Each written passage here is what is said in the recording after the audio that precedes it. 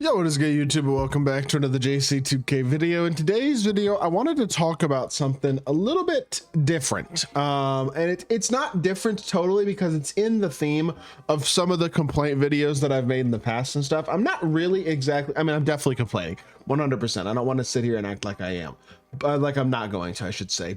But I do think we have an interesting, discussion to have about the topic of no money spent versus low money spent versus like the whales, the high money spent players. And I think this whole thought process came from a discussion that happened on Twitter yesterday. And my guy Lethal put out a tweet and said 2K25 is the worst year for no money spent players, and it's not even close. It's an amazing year for money spent. And I don't agree with this, but I'm not the only one who doesn't agree with this. I think other people also didn't agree with it. I mean, HTB put out a tweet about this, DVG put out a tweet about this, and both of their thoughts were, I mean, the HTB thought it was one of the best years for no money spent, and DVG thought that it was the best year for no money spent since February that it's ever been. But I agree. I think what DBG said right here is what my thought process is as well.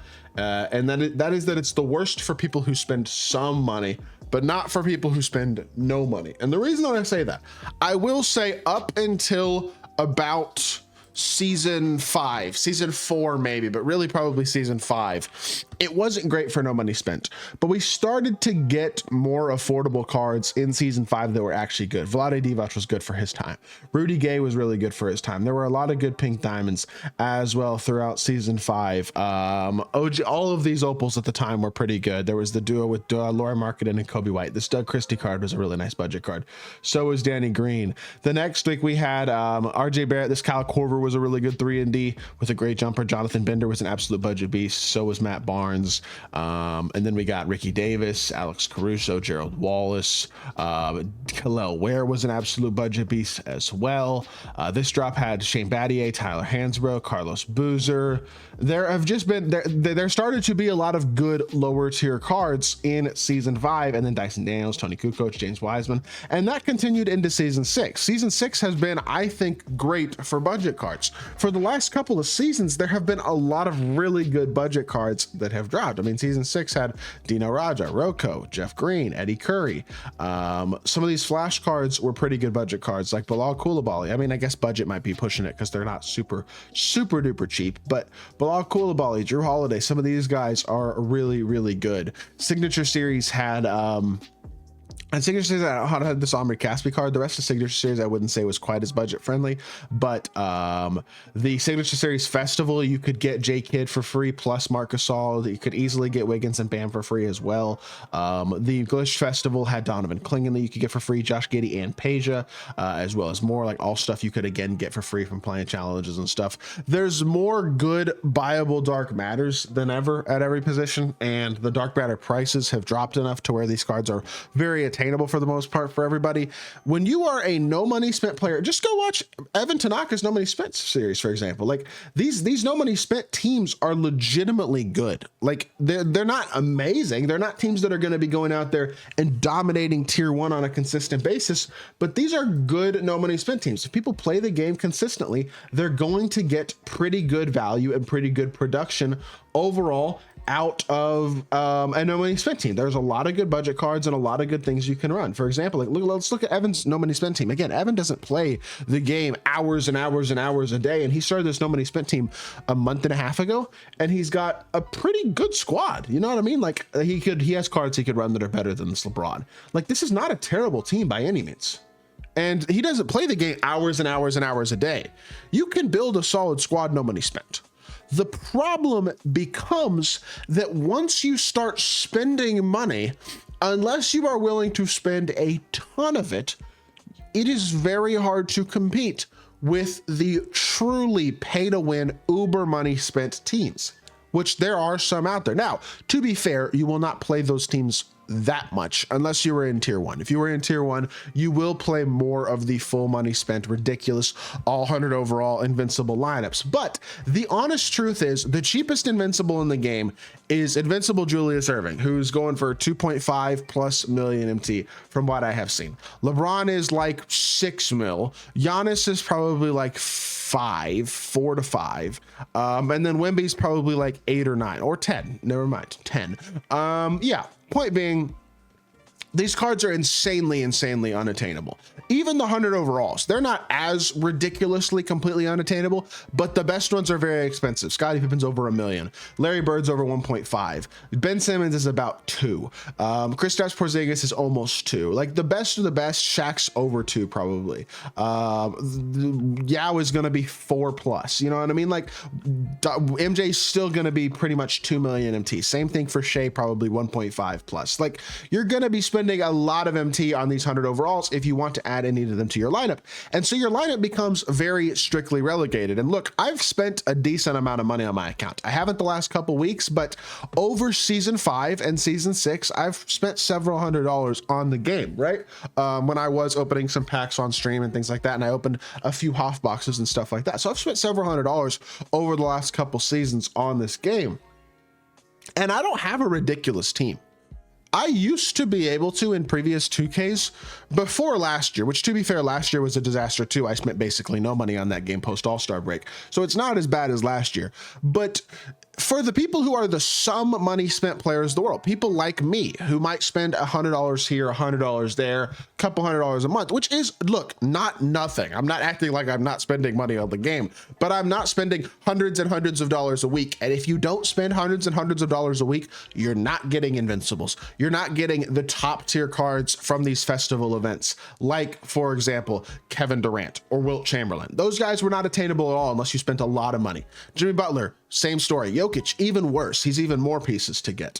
Dirk, Harden, Chet. I mean, Harden and Chet aren't even that great and they're unattainable. Nobody spent. Dirk's really good, but he's not unbelievably OP by any means either. And he's also not even close to available. No money spent. Like in reality, the best of the best cards in my team are not attainable to a no money spent or a low money spent player. They're just not. But that's true for both tiers. And I think really no money spent, you can have, like, the honest truth is Evan's no money spent team, if he was grinding a little bit more and if he was like pro pass spent, for example, and he had 100 overall Tim Duncan in this lineup and like 1 or 2 more cards, like maybe an upgraded small forward or something, his team is really getting to the point where it's not that much worse than my having spent several $100s on the game team.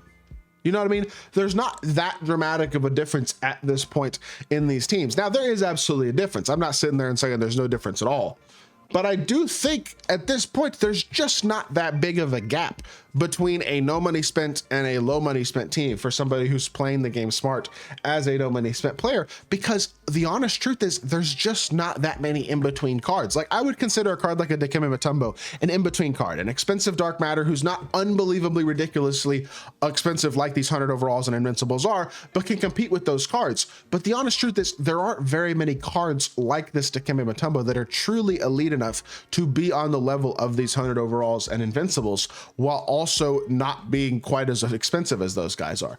I would love to see more dark matters that are going for 500,000 or 600,000 MT because they're absolutely elite level dark matters. I'd love to see more of those cards, but we haven't gotten very many of those cards as of late. It seems like most of these dark matters, I mean, Beasley was 1, Dikembe was 2. I'm trying to look for the rest of the season. Who else? I mean, AK maybe, Tim Thomas maybe at the time. That's about it in terms of this season's dark matters, though. In terms of nobody in this set, in terms of guys who really stood out and were like special dark matter type cards, really mainly just Beasley and Dikembe in season 6. Like I would love to see more of those types of cards, and I would also just love to see people be more rewarded for being willing to spend a little bit of money. Because unless you get super lucky with a Hoff box, which are fully unsellable, so you're not making MT off of them anyway, unless you get super lucky with a Hoff box and pull some special card, like I, to be fair, did. I pulled Shea. He was a special, really, really good 100 overall. But beyond that pull, you look at my team and it's pretty regular. You know what I mean? It's a good team. Don't get twisted. It is, and I am aware of that.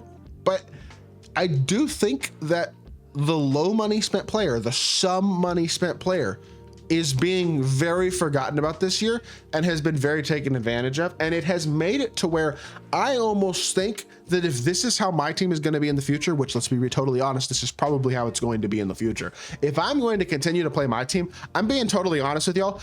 I think next year I'm just going full no money spent, to be totally honest, for my account specifically. And then I will use somebody's account who has one of those Uber whale like loaded accounts when I want to use those cards, when I want to play in the occasional tournament or something along those lines. I'll use a really, really good account of somebody like one of my viewers or something along those lines. And then for the rest of the time, I will probably have my own no money spent account next year. It's kind of my thought process, because I'm just kind of tired of getting taken advantage of by 2K and being willing to spend $100 here, $100 there, but very rarely actually getting a return on investment when I actually do. And I'm not a person who's willing to spend thousands of dollars on my team. I'm just not willing to do it, even as a content creator. I think it's irrational. I think it's financially irresponsible. For me specifically, I think it's absolutely financially irresponsible for me to do that. Like, that's my honest opinion. And I think it's something that isn't really talked about enough, is how that demographic of player has been pushed out by 2K. And it's odd, because I feel like that's the demographic of player they would want to appeal to more, because that's a more reasonable, common demographic of player than the people who are willing to spend thousands and thousands of dollars a week or a month on the game. And also, even the people who spend thousands of dollars a week and a month on the game, I talk to those people. I have friends in the community who are those people. They are also fed up and frustrated by how expensive this game is. It's not gonna last forever, or maybe it will. But unfortunately, it pushes away a lot of us and a lot of y'all as well who watch this video probably. And so I wanted to make a video addressing that group of people and that thought process, because I think this is something that people often don't talk about enough. So with that being said, that is going to do it for this video. I hope y'all did enjoy. If you did, make sure you hit that like button, leave a comment, and subscribe. I'll be back with more 2K content very, very soon, and I appreciate y'all. Peace.